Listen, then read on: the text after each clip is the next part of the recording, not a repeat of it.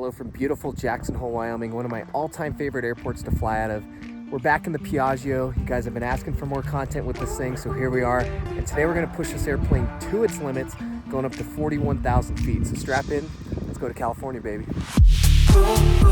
Everything's alright with a violet sky on my skin. Ooh, baby, I feel high with a violet sky on my skin. Let me breathe deep, let me get away. There's no place else I'd rather be. Ooh, everything's alright with a violet sky.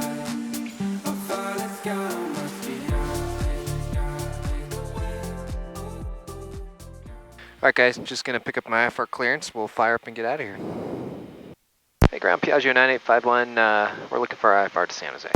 Piaggio 9851, Jacksonville ground, clear to San Jose Airport, Alpine 4 departure, Idaho Falls transition, as filed. Climb via SID, accept, maintain 16,000. Departure frequency, Salt Lake Center, 133.25, squawk 0504. Alright, Piaggio 9851, we're cleared to San Jose via the Alpine 4 departure. Idaho Falls transition then is filed. Climb via the SID, accept, maintain 16,000. Departure frequency 13325, squawk 0504 9851. Piaggio 851, read back correct, thank you. Thanks, we'll call you for taxi. Got Tinkus. That right here. My bad. WebGo, just copying this straight from the flight plan that I filed. Chiblee, and the Bricks 4, so we can actually load Chiblee off the arrival here. San Jose, Bricks 4, Chiblee, ILS 30 left, off Clyde, boom. All right, that's all set. Let's fire up and get out of here. Jackson Tower, information. Hotel 0056 Zulu. Wind 190 at 8 knots. Visibility 10 statute miles. Sky condition, few clouds at 9,500. Temperature 192.3. Altimeter 3018. Density altitude 8,200. Runway 19 in use. Expect ILS Zulu. Runway 19 approach. CFR aircraft avoid runway extended center line.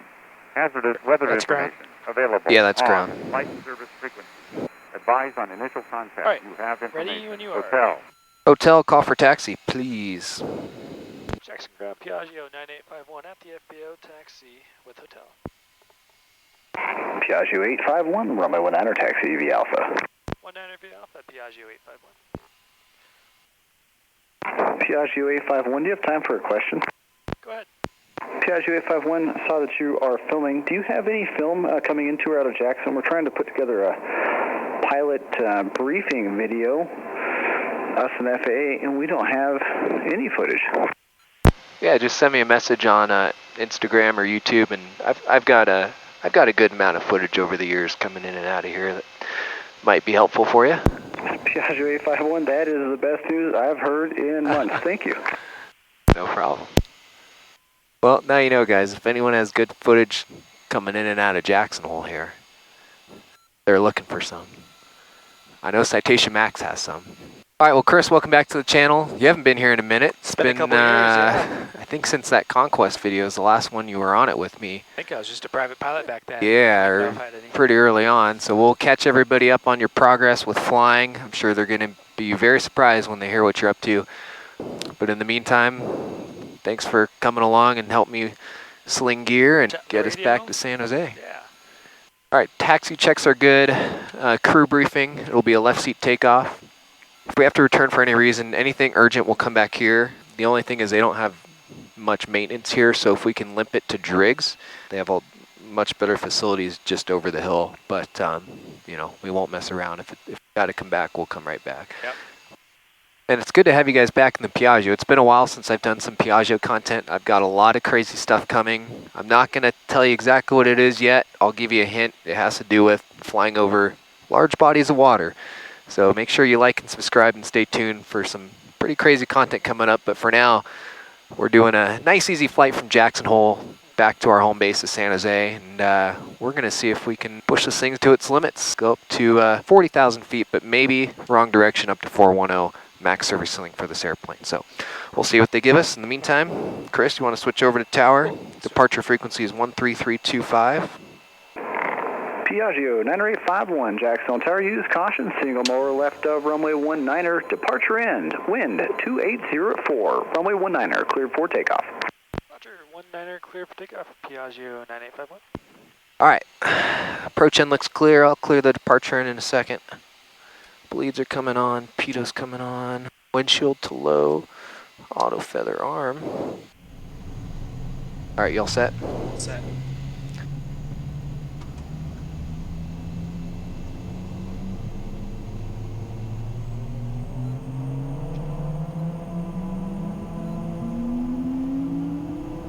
All right, we got 2 good engines. Power is set, speed's alive.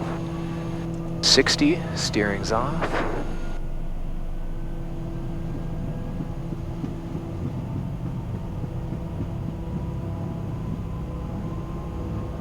Oh yeah, she's ready to fly. All right, we got a positive rate, out of runway gears coming up. Flaps are coming up, auto feather, sync. Piaggio 851, have a fantastic night, contact departure. You as well over departure 851. Center, Piaggio 9851, 8.3, climbing 16,000. Or 9851, Salt Lake Center, radar contact, 2 miles south, Jackson Airport, climbing team 50240. Checks up to 240, Piaggio 851. November 9851, contact Salt Lake Center, 128.35. 2835, 851. Salt Lake Center, Piaggio 9851, 10-3, climbing 240. And Piaggio 90851, Salt Lake Center, climb and maintain flight level 320. 320, 851. All right, out of 18, 2992. Track 576, fly heading 240, join my localizer, report established. Ride with the violet sky on my skin. Ooh, ooh, baby, I feel high with the violet sky on my skin. Let me breathe deep, let me get away. There's no place else I'd rather be. Ooh, ooh, everything's alright with the violet. All right, guys, just leveled off flight level 340 in the Piaggio. Winds are dying down. Just back there it was about 80 knots, but we're down to 66 now, not directly on the nose, so that's good. So we're accelerating 340 over the ground, but 372 true, and still accelerating. Chris, welcome back. It's been, like 2 years since we've done a flight together for the channel. You've been up to some crazy stuff. You've added a couple ratings and added some hours. Why don't you tell us what you've been up to?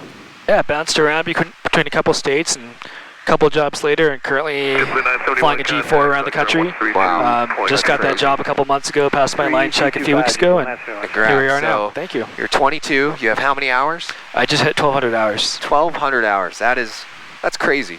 You have 1,200 hours, you're flying a G4. Wow, congrats, that's crazy. So Thanks. when we flew last, we were flying the Conquest in LA. That was probably two and a half years ago, maybe even 3.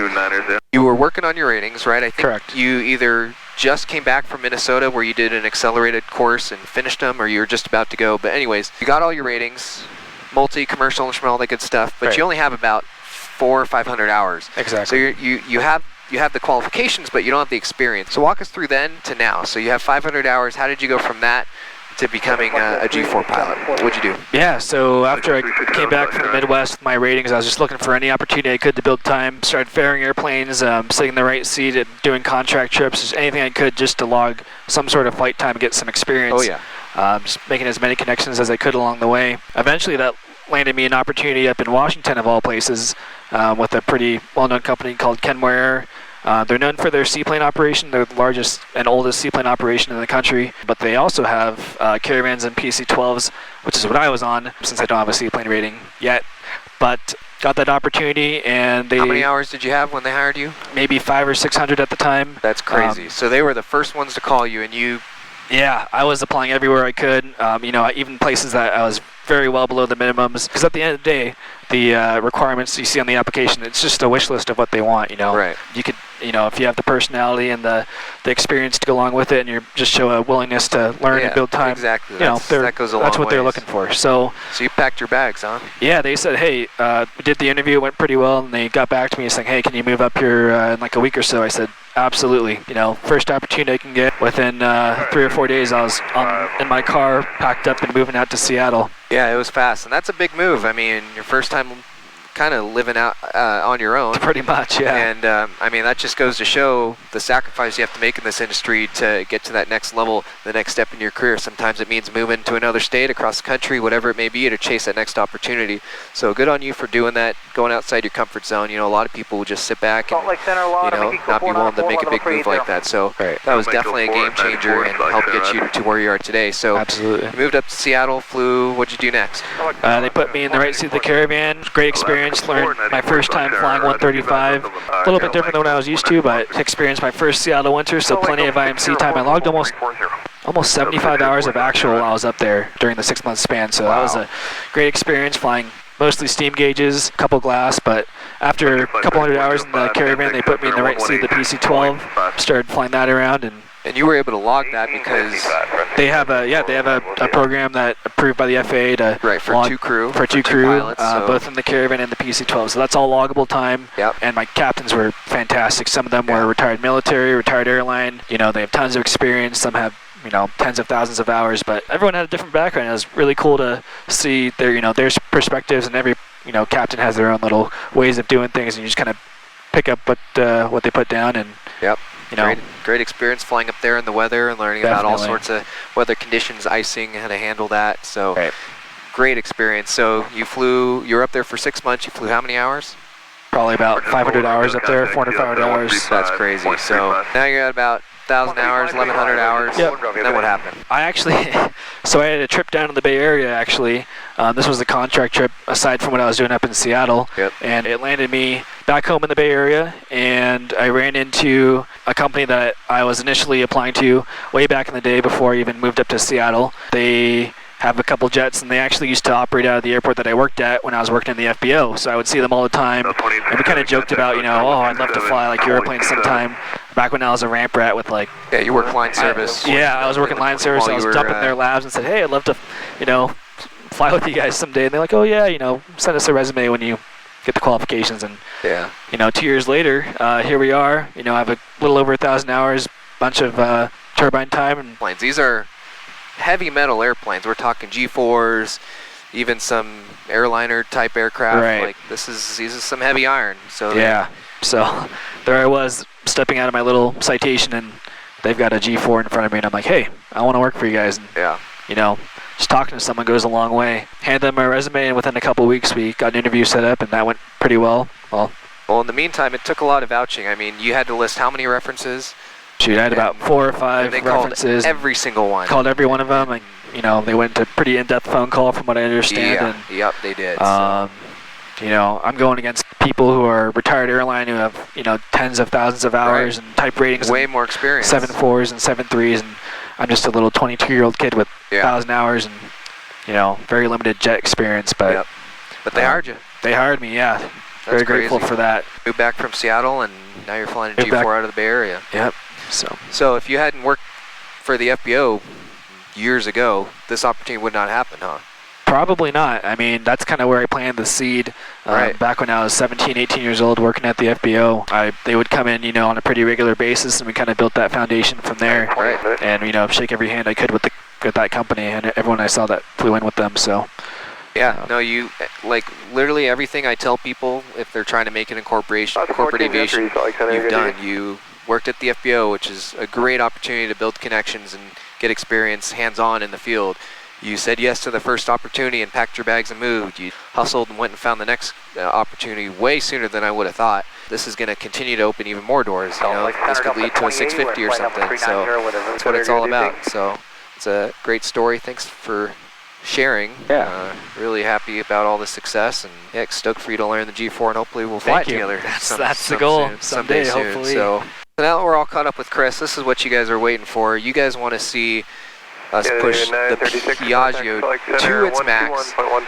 Service ceiling 41,000 feet. It'll do it. It's a little bit warm today. It's +9 ISA, so it'll we might have to do some step climbs, maybe even ask for a block altitude. We are going westbound, so technically we won't be allowed to 41, but we'll see if they can give us a wrong direction climb. We also need to take into consideration the supplemental oxygen regulation, so above 35.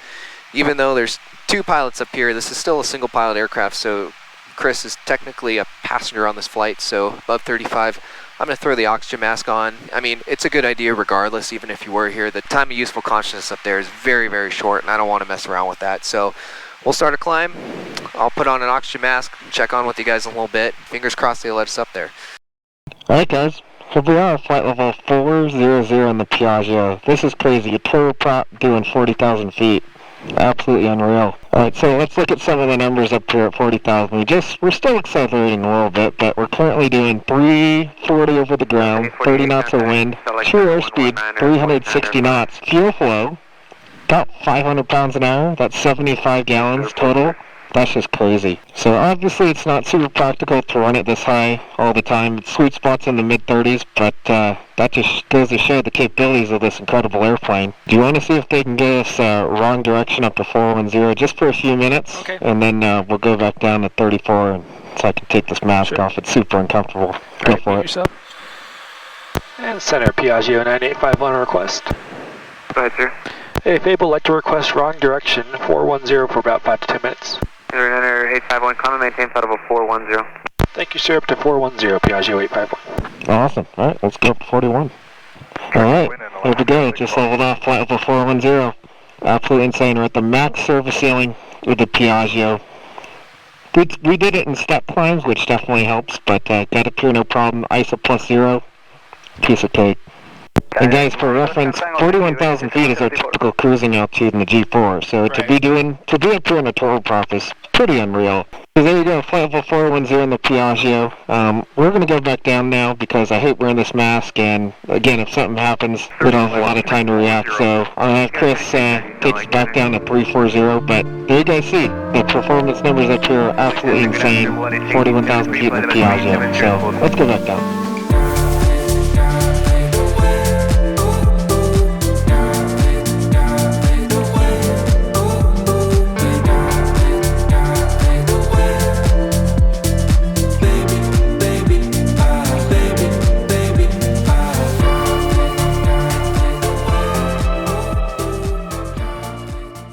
Alright guys, and we're back here at 340.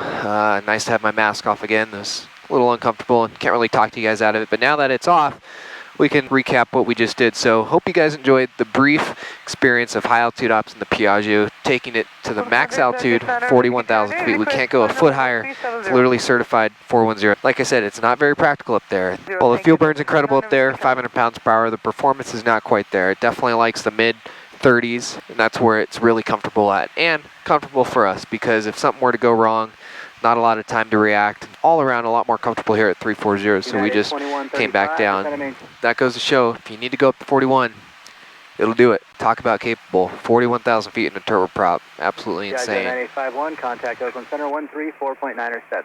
3497, 8512. United, you can have whatever you like. Don't you know the political climate right now? You can have it all. Proceed direct. Oh, actually, I can't do Olympia, but I can do McKee. Is that one good enough?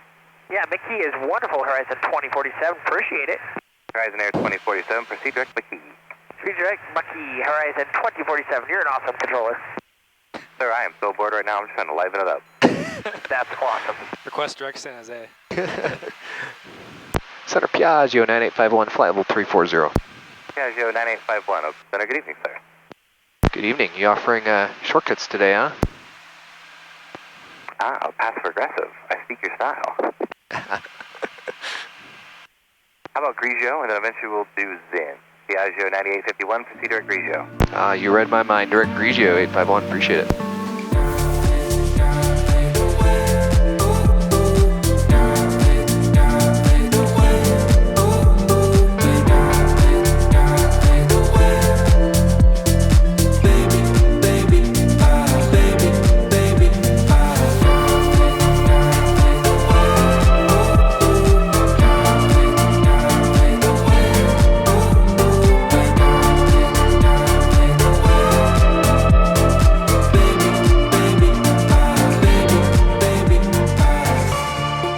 All right, so let's look at this arrival we're doing into San Jose. We're doing the Bricks 4. So this arrival takes you up over Sacramento, close to Santa Rosa, and then takes you down the west side of the peninsula over San Francisco, down into San Jose. I'll have Sean overlay a chart of the arrival into San Jose. A few things we have to keep in mind on this arrival. There are some altitude restrictions, hard altitude restrictions, as well as some hard speed restrictions. So we'll go over those together, make sure they're correct in the box, and that the airplane's going to fly them. We are coming in over Piaggio. Shout out to Oakland Center for the little shortcut bypassing Shibley. So Piaggio, as you can see on the chart, we have to be above flight level 220, hard 280 knots. Now, there's a problem.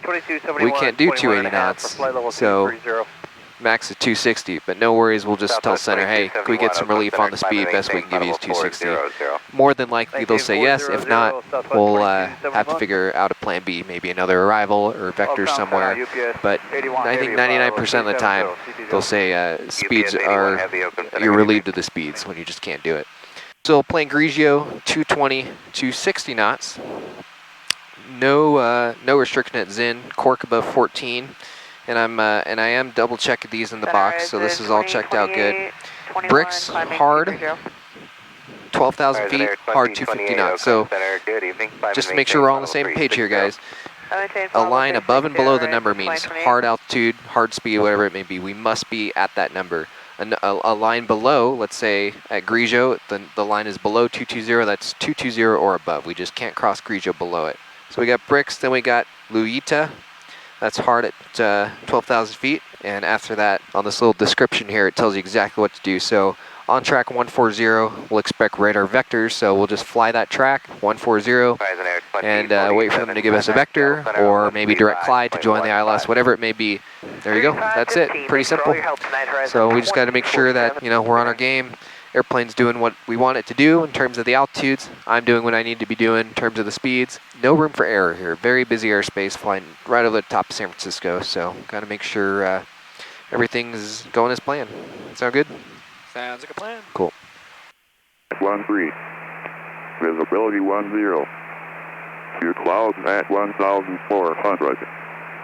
Temperature 21, dew point 14. Altimeter 2995. ILS, RNAV Yankee, RNAV Zulu, fairground visual, runway 30 left approach is in use. Departing runway 30 left and 30 right. Victor. Notice to air mission. Victor, right? Number 9851, proceed direct Zin, Zulu, India, triple November, descend and maintain, flight level 240. All right, direct Zin down 240, 851, thanks. Oakland Center, Piaggio 9851, 270, descending 240. Piaggio 9851 of center, thanks. So we're in about a minute. All right. November 9851, descend via Bricks 4 arrival, San Jose altimeter 29906. All right, descend via the Bricks 4 arrival, 85196. Set 12,000, I see it. Oh, set 96. We're VNAVing, so we'll just take her straight down. And 851, best we can give you on the speed is 260 knots. Does that work? Number 851, speed your discretion, let NorCal know as well. All right, I appreciate that, thanks. All right, so all good. Speed's our discretion, 260 will work. We'll let NorCal know, and all is well. November 851, contact NorCal approach 133.905, advise of your speed. All right, we'll code 3395, 851, see ya. November 20. I'm off of Bryony, Hawaiian 48. Okay, NorCal Piaggio 9851, we're 19.6 descending via, we're giving you 260 knots. Piaggio 9851, NorCal approach, roger, San Jose altimeter is 2996, information Victor's turn. And I left that part out, we do have Victor 851, thanks. Piaggio 9851, descend and maintain 7,000. All right, down to 7,000, 851. All right, so notice how he said descend and maintain 7,000. That means we no longer have to descend via the arrival. So we can now disregard, we just passed Bricks, but we could have disregarded the 12,000 crossing restriction at Bricks, and obviously we're going to disregard La Utah at 12,000 because we're going down to 7. But descend via and descend and maintain are two very different clearances. November 851, turn left heading 070. Left 070, 851. Piaggio 851, it's going to maintain 4,000. 4,000, 851. 4,7. Down we go. Piaggio 851, the San Jose Airport, 10 o'clock in about 6 miles. Inside 851. Piaggio 851, clear visual approach, runway 30 left. Clear visual 30 left, 851. All right. Number 1 Alpha Juliet, radar contact 6 miles northeast of Watsonville, 4,700. Piaggio 851, San Jose Tower 124.0, have a good one. Have a good night, 851. We'll see you. You too, thank you. Niner 851, San Jose Tower. Hey, just flip the switch. We're a visual 30 left, 851. Piaggio Niner 851, caution wake, Cherry 1, Airbus 321, just arrived, runway 30 left, clear to land. Clear to land, 30 left, 851. California Med 13, contact North Bridge 121.3. All right, Chris, you want to start working those props to full forward? Yacht amps away.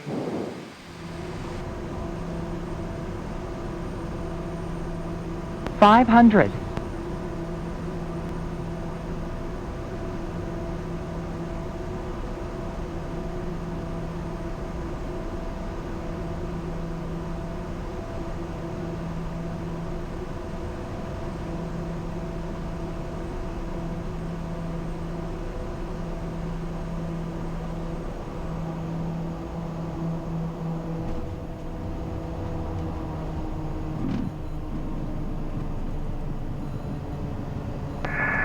Airport check-cross, final, low level, low 800. Piaggio 851, left of Golf, ground point 7, good night. Golf point 7, 851, good night. All right, guys, welcome back to San Jose. That's a wrap. Hope you guys enjoyed another episode in the Piaggio P180, pushing it to its limits, literally to the limit. 41,000 feet, can't go any higher. It's been a long day for us. We're exhausted. We're going to go home, but stay tuned for more. I got some really exciting stuff in the works. You'll definitely want to subscribe and see that stuff. Let us know what you think of this airplane. 41,000 feet for a turboprop. Absolutely incredible. So hope you guys enjoyed that. And we'll see you guys on the next one.